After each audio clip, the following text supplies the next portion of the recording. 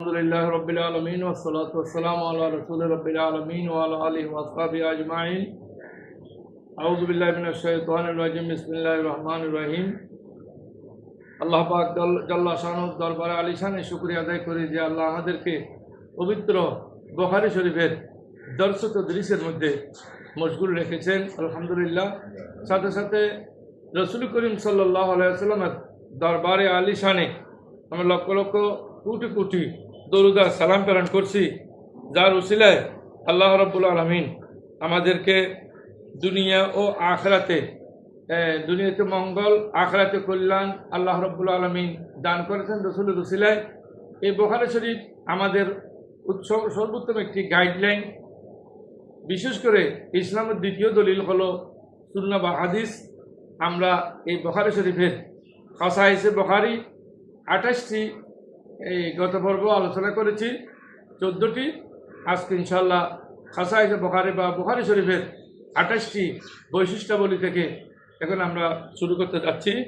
তো আল্লাহ রাব্বুল আলামিন দয়া ও মেহেরবানি করে আমাদেরকে যে সুস্থ শরীরে আল্লাহ আমাদেরকে আজকে এটা এই দর্শক রাখার জন্য আবারও আল্লাহ দরবারে শুকরিয়া আদায় করে শুরু করছি।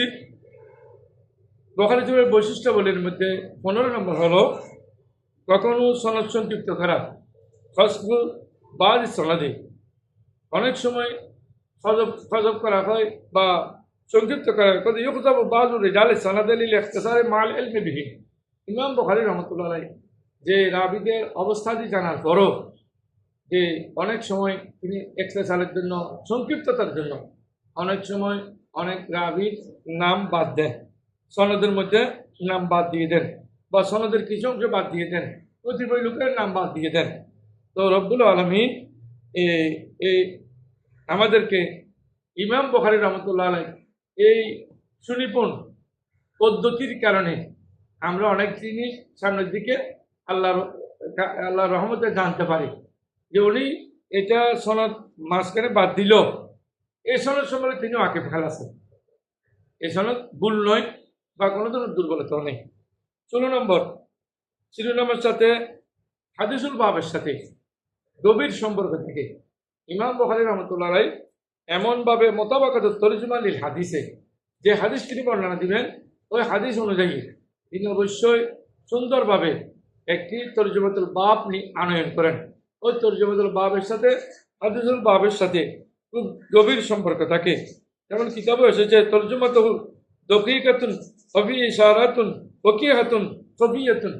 যে ইমাম বুখারী রাহমাতুল্লাহ আলাইহি তরজমাতুল বাব যেটা, শিরোনাম যেটা, এটা খুবই সূক্ষ্ম, যেখানে ইলমি ফিকার দিকে বা ফিকা শাস্ত্রের দিকে অথবা ফিকার মাসলা মাসালের দিকে এক ইঙ্গিত করা হয়। আমার অনেক বন্ধুরা যে ফিকা অনেক সময় মানে না, শুধু হাদিস দিয়ে কথা বলতে চায়।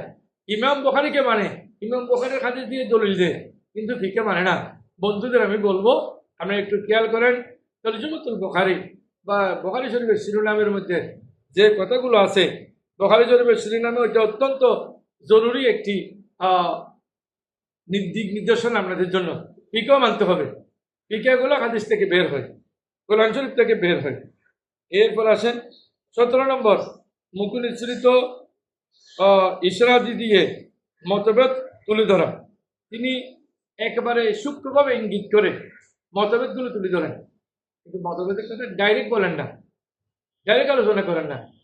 হ্যাঁ, ডাইরেক্ট আলোচনা করেন না, বরং মতভেদের কথাগুলো তিনি আলোচনা করেন সূক্ষ্ম ইশারা দিয়ে। ইশারাতুল খেলাফে মা তিয়ানিল কুতুব ওয়াল আবওয়াব। তিনি বুখারী শরীফে বিভিন্ন ধরনের পর্ব, বিভিন্ন পরিচ্ছেদ এনে ওটার জবাব দিয়েছেন সূক্ষ্মভাবে, যে এটার জবাব এটা, এটার জবাব এটা, কিন্তু মুখে তিনি স্পষ্ট আকারে এটা কোনোদিন বলতে চান না বা বলেন নাই। ইশরিল খালাফিল ফিকহি আহইয়ানান ফি তারাজুমে দুনা তাসরিহ। তরজমাতুল বাবের মধ্যে ওই দিকে ইঙ্গিত দেওয়া হয়েছে, কিন্তু তিনি সুস্পষ্টভাবে এটা উল্লেখ করেননি বা বর্ণনা করেননি, বলেননি। 18 নম্বর, মুআল্লাকাতু মুতাবাআত। মুআল্লাকাত এবং মুতাবিআত হাদিসগুলো তিনি উল্লেখ করেছেন। কোনো সময় হাদিসের মতন উল্লেখ করেন, আবার কোনো সময় সংক্ষিপ্ততার জন্য মুআল্লাক করেন। কেন? এটা ইমাম বুখারী রহমতুল্লাহ আলাইহি এই কিতাবটি সংক্ষিপ্ততার জন্য ব্যবহৃত হয়েছেন। তিনি নিজেও বর্ণনা দিয়েছেন, আমি এখানে এই লে হালি তবিলে তোলে দীর্ঘ হওয়ার কারণে অনেক সহিহ হাদিস আমি বাদ দিয়েছি। অনেকে মনে করে যে পৃথিবীতে যত সহিহ হাদিস আছে সবগুলো বুখারী শরীফে আছে, বুখারী শরীফের বাইরে যত হাদিসের কিতাব আছে ওখানে কোনো সহিহ হাদিস নাই, একটাও সহিহ হাদিস পাওয়া যাবে না। নাউযুবিল্লাহ মিন যালিক। ইমাম বুখারী রাহমাতুল্লাহ নিজেও বলেছেন লে হালি তোলে আকসার, যে এটা বেশি হওয়ার কারণে, অত্যাধিক হওয়ার কারণে, অনেক দীর্ঘ হয়ে যাওয়ার কারণে আমি অনেক হাদিস বাদ দিয়েছি। এটা কিন্তু সহি নয়, এটা নয়।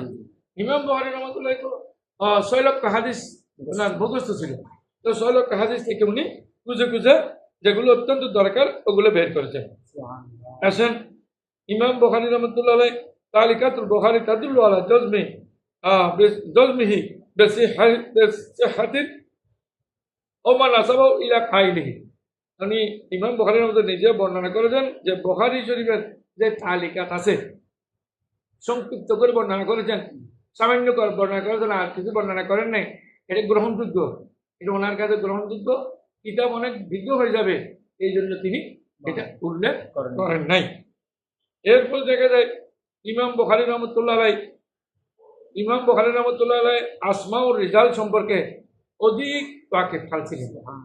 আসমা ও রিজাল মানে হাদিসের রাবীগণ, বর্ণনাকারীগণ, যে হাত থেকে কার থেকে উনি হাদিস রিওয়ায়াত করছেন, ওনার নাম কি, ওনার বাবার নাম কি, উনি কোথায় থাকেন, উনি কি করেন, উনি ভালো মানুষ না খারাপ মানুষ, দিনদার মানুষ না বদকার মানুষ, এগুলো সব ওনার সম্পর্কে জানা আছে। যদি এমনকি ইমাম বুখারী রাহমাতুল্লাহ আলাইহি এই ব্যাপারে লিখতেছেন যে একজনের কাছে হাদিসের জন্য গিয়েছেন, গিয়ে ওখানে দেখতেছেন তিনি দিনের মধ্যে পশুপালন করেন, পশুকে একটা খালি বালতি দিয়ে সামনের দিকে ডাকতেছেন, প্রতারণা করতেছেন পশুর সাথে। ইমাম বুখারী রাহমাতুল্লাহ আলাইহি আর তার থেকে হাদিস গ্রহণ করেন নাই। কেন হাদিস গ্রহণ না করার কারণ হলো, উনি যদি পশুর সাথে প্রতারণা করতে পারে তাহলে মানুষের সাথে হাদিসের সাথে তেমনি প্রতারণা করতে পারবে। সুতরাং আমি এটা মানতে পারি না।